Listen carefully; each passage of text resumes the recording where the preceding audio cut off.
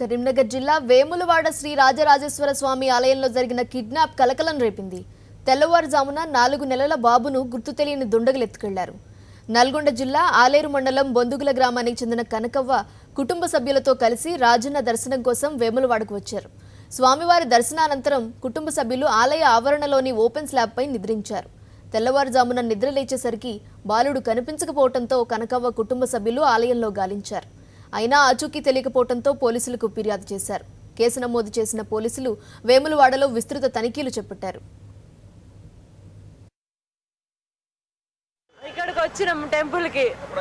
నిన్న సాయంత్రం 6:30కి అట్లా వచ్చి పడుకున్నాం. అంటే దర్శనం చేసుకుని తాను చేసుకున్నాం.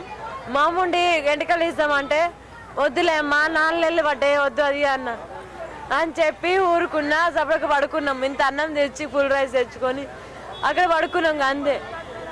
మళ్ళీ రేపు పొద్దున్న లేచి మీరు స్నానం చేసుకోండి అని చెప్పిన. నేను పడుకున్నా. మా అమ్మ వచ్చి నన్ను లేపింది.